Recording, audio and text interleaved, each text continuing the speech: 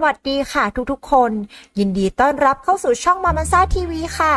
วันนี้นะแม่จะมีนิทานมาเล่าให้เพื่อนๆฟังกันนะคะมาเข้าเรื่องกันเลยดีกว่าค่ะเรื่องนี้มีชื่อว่าหมาและนกกระจอกหมาเลี้ยงแกะตัวหนึ่งมันมีเจ้านายที่ไม่ดีและปล่อยให้เจ้าหมาหิวโหยเจ้าหมาจึงจำใจต้องจากฟาร์มไปอย่างเศร้าใจระหว่างทางมันพบกับนกกระจอกตัวหนึ่งมาทักมันว่าพี่หมาเป็นอะไรไปทำไมหน้าตาถึงเศร้าโศกนักหมาตอบกลับไปว่า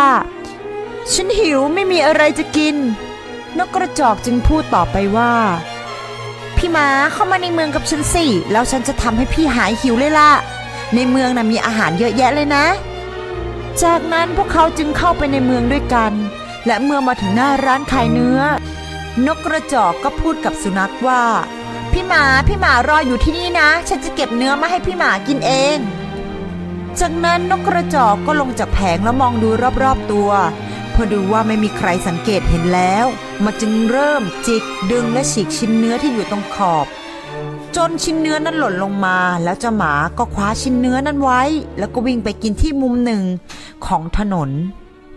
นกกระจอกกล่าวว่าเชิญไปร้านอื่นกับข้าแล้วข้าจะเอาเนื้ออีกชิ้นหนึ่งมาให้เมื่อเจ้าหมากินเนื้อชิ้นที่2เข้าไปแล้วนกกระจอกก็ถามต่อไปว่าพี่หมาตอนนี้พี่หมาอิ่มแล้วหรือยังใช่แล้วฉันอิ่มแล้วฉันกินเนื้อมามากพอแล้วแต่ฉันยังไม่ได้กินขนมปังเลยนกกระจอกกล่าวว่าพี่หมาตามข้ามาเถอะจากนั้นนกกระจอกก็พาไปที่ร้านทำขนมปังและจิกขนมปังก้อนเล็กๆ 2-3 ชิ้นจนมันกลิ้งลงมาและเมื่อเจ้าหมาต้องการมากกว่านี้มันหิวมันยังไม่อิ่มหมอนกกระจอกก็พาไปอีกร้านหนึ่ง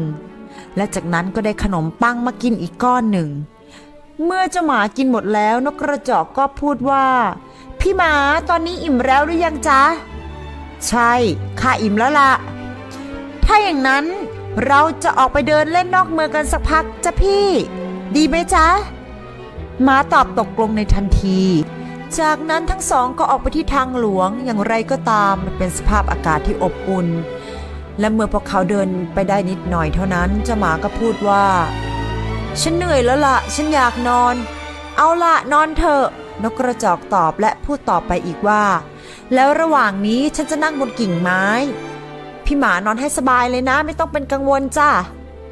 จากนั้นเจ้าหมาจึงนอนอยู่บนถนนและหลับไปอย่างรวดเร็วขณะที่เขานอนอยู่ที่นั่นมีเกวียนคันหนึ่งที่ใช้ม้า3 ตัวลากและมีถังเหล้าองุ่น2 ถังบรรทุกมาด้วยแต่นกกระจอกเห็นว่าส่วนล้อของมันหมุนตรงไปยังจุดที่เจ้าหมานอนอยู่นกกระจอกร้องเสียงหลงว่าคนเกวียนเนี่ยขับไปทางนั้นนะทางนั้นมีพี่หมานอนอยู่ถ้าเจ้าทับหมาตายแล้วก็ข้าจะทำให้เจ้ายากจนอย่างไรก็ตามคนขับเกวียนบ่นกับตัวเองว่าพระเจ้าจะไม่ทำให้ข้ายากจนหรอกจนนกโง่เอ้ยพอพูดจบคนขับเกวียนตีแส้และขับเกวียนไปทางนั้นเร็วขึ้นเรื่อยๆเร็วขึ้นเรื่อยๆจากนั้นก็ทับเจ้าหมาจนเสียชีวิตนกกระจอกร้องว่าเจ้าวิ่งทับพี่หมาของข้าจนตายข้าจะทำให้เกวียนและม้าของเจ้าต้องเสียหายคนเกวียนกล่าวตอบกลับไปว่าเจ้านกกระจอกเจ้าจะมาทำอะไรอันตรายแก่ข้าได้จากนั้นคนขับเกวียนก็ขับต่อไปเพียงเวลาไม่นานนกกระจอกก็บินมุดเข้าไปใต้ผ้าคลุมเกวียนและไปจิกถังไวน์จนไวน์ไหลออกจนหมดเกลี้ยงโดยที่คนขับไม่ทันสังเกตเห็นแต่เมื่อมองไปข้างหลังก็เห็นว่าเกวียนมีน้ำหยดคนขับเกวียนจึงมองดูถังไวน์แล้วเห็นว่าถังหนึ่งว่างเปล่าโอ้ทำไมถึงเป็นอย่างนี้ไปได้นะฉันนี่เป็นคนโชคร้ายจริงๆเขาอุทานขึ้นมาอีกว่าไม่น่าเลยจากนั้นก็มีเสียงดังขึ้นว่านี่ยังโชคร้ายไม่พอหรอกเสียงนั่นคือเสียงของนกกระจอกนั่นเองจากนั้นมันก็บินไปที่หัวม้าตัวหนึ่งและแหงนหน้ามองเมื่อคนขับเห็นเช่นนั้นก็ชักขวานออกมาอยากจะฟาดเจ้านกกระจอกแต่นกกระจอกก็บินขึ้นหลบไปในอากาศทำให้พลาดขวานไปฟาดหัวม้าจนตายล้มลงกองอยู่ตรงนั้นโอ้ฉันเนี่ยเป็นคนโชคร้ายจริงๆเขาร้องอุทานขึ้นมาอีกครั้งและนกกระจอกก็ตอบกลับไปว่า นี้ยังโชคร้ายไม่พอหรอกสิ่งที่เจ้าทำกับพี่ม้าและหลังจากนั้นเมื่อคนขับขี่ม้า2 ตัวออกไปเจ้านกกระจอกก็บินเข้าไปใต้ที่กำบังอีกครั้งและเริ่มต้นจิกถังไวน์ใบที่2ไวน์ไหลออกมาจนหมดเมื่อคนขับรับทราบเรื่องก็ร้องขึ้นอีกว่าโอ้ทำไมฉันยังเป็นคนโชคร้ายจริงๆเขาร้องนี่ยังโชคร้ายไม่พอหรอกนกกระจอกพูดตอกกลับไปอีกแล้วหลังจากนั้นมันก็นั่งบนหัวม้าตัวที่2แล้วจิกตาของม้าออกมาคนขับโมโหจึงวิ่งเข้าไปหาแล้วยกขวานขึ้นโจมตีแต่นกกระจอกก็บินหลบขึ้นฟ้าไปและม้าที่โชคร้ายก็โดนขวานจามลงที่หัวจนเสียชีวิตนอนตายไปอีกตัวโอ้ทำไมฉันเป็นคนโชคร้ายอย่างนี้นะเขาร้องและนกกระจอกก็ตอบกลับไปทันทีว่านี่ก็ยังโชคร้ายไม่พอหรอกเจ้าคนขับเกวียนจากนั้นนกกระจอกมองไปที่หัวม้าตัวที่3แล้วจ้องมองตาของคนขับรถม้าคนขับโกรธมากจึงรีบโจมตีนกกระจอกอีกครั้งซึ่งเขาก็พลาดอีกและทำให้ม้าตัวที่3ตายไปอีกตัวโอ้ทำไมฉันเป็นคนโชคร้ายจริงๆนะนี่ทำไมถึงโชคร้ายซ้ำแล้วซ้ำเล่าเขาร้องนี่ก็ยังโชคร้ายไม่พอหรอกเสียงนกกระจอกแทรกขึ้นมาอีกครั้ง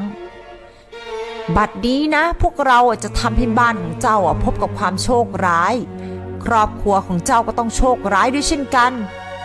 คนขับต้องทิ้งเกวียนไว้แล้วกลับบ้านด้วยความโกรธสุดขีด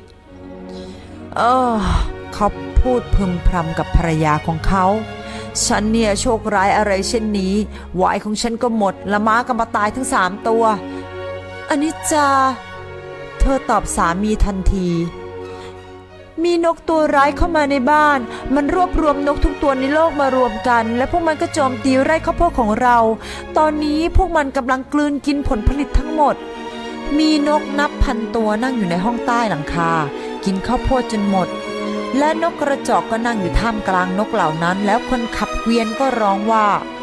โอ้ทำไมเกิดเหตุการณ์แบบนี้ขึ้นได้ทำไมฉันช่างเป็นคนโชคร้ายจริงๆเขาร้องและเสียงตอบกลับแหลมๆนั่นก็ไม่ใช่ใครนั่นก็คือนกกระจอกก็พูดมาว่านี่ยังโชคร้ายไม่พอหรอกเจ้าคนขับเกวียนเจ้าจะต้องชดใช้ให้กับพี่ม้าคนขับเกวียนจะต้องตายหลังจากนั้นเจ้านกกระจอกก็บินออกไปทันใดนั้นคนขับเกวียนก็สูญเสียทรัพย์สินไปจนหมดเขาลงบันไดเข้าไปในห้องนั่งลงฟึดฟัดด้วยความโกรธและขมขื่นนกกระจอกนั่งอยู่ข้างนอกตรงหน้าต่างและร้องว่าคนขับเกวียนจะต้องตายคนขับเกวียนจะต้องตายและหลังจากนั้นคนขับเกวียนก็คว้าขวานขว้างใส่นกกระจอกแต่แม่นไม่โดนนกกระจอกแต่อย่างใดแต่กลับไปโดนกระจกที่หน้าต่างจากนั้นนกกระจอกบินเข้ามาแล้วพักตัวบนเตาแล้วร้องว่าคนขับเกวียนจะต้องตายคนขับเกวียนจะต้องตายตอนนี้คนขับเกวียนเริ่มบ้าคลั่งสติหลุดเพราะความโกรธได้ใช้ปังตอสับเตาอบขาดเป็น2 ท่อนแทนที่จะสับนกกระจอกจากนั้นนกกระจอกก็บินจากที่หนึ่งไปอีกยังที่หนึ่งในที่สุดเฟอร์นิเจอร์ในบ้านกระจกมานั่งโต๊ะและผนังทุกอย่างก็พังทั้งหมดสุดท้ายเขาก็คว้าจับตัวนกกระจอกได้ไว้ด้วยมือของเขาได้สำเร็จภรรยาของเขาจึงพูดว่าคุณจะฆ่ามันใช่ไหมไม่นั่นคงเป็นสิ่งที่เมตตาเกินไปมันจะตายอย่างทารุณยิ่งกว่านี้อีกข้าจะทรมานมันเขาตั้งใจจะกินมันกลืนมันลงท้องไป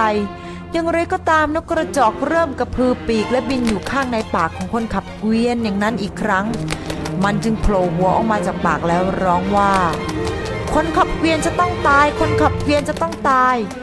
คนขับเกวียนจึงมอบขวานให้แก่ภรรยาและพูดว่าเมียจ๊ะจงฆ่านกในปากแทนฉันทีภรรยาของเขาได้ยินดังนั้นก็ได้ลงมือตามที่สามีสุดที่รักของเขาบอกทันทีแต่ดันพลาดที่ไปฟันไว้ที่หัวของคนขับเกวียนแทนที่จะเป็นปากทำให้เขาล้มลงตายคาที่ส่วนนกกระจอกก็มุดออกจากปากแล้วบินหนีจากไปด้วยความรวดเร็ว